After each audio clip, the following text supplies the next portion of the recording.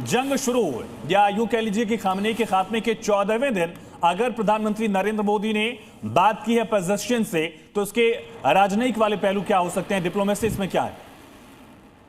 बहुत बहुत धन्यवाद। सुबह सुबह आपके साथ होता हूँ, बहुत अच्छा लगता है। वही शिकायत रहती है, 2 फौजी 1 डिप्लोमेट। क्यों भाई, एक और एम्बेसडर को बुला लिया कीजिए, अगर मौका लगे तो कम से कम मुस्कुरा तो रहे हैं हमारे मित्र।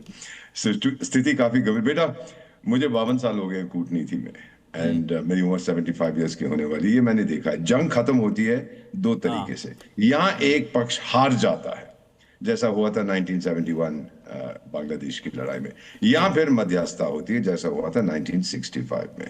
पहले विश्व युद्ध, दूसरे विश्व युद्ध में हार जाके फौजी लोग हरा देते हैं या जीत जाते हैं, फिर हमें आना पड़ता है बैठ के टेबल पर के भी हस्ताक्षर करो।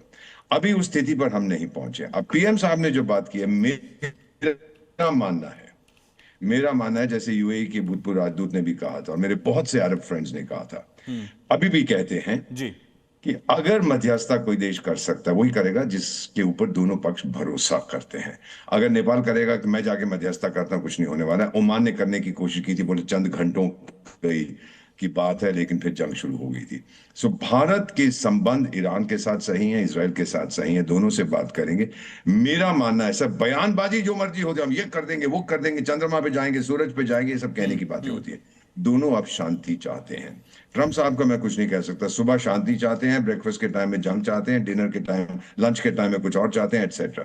लेकिन अगर हम लोगों ने बात की है, सबसे महत्वपूर्ण चीज है और सबसे अच्छा तरीका ये, the closest we can come cease fire के, ये जो पीएम साहब ने दोनों से बात की है, ये मेरा मानना है। जंग रुकेगा कि नहीं मैं नहीं कह सकता, क्योंकि ईरान में जो ईरानियन रेवोल्यूशनरी गार्ड कोर है, अब उसका कोई इंचार्ज नहीं है।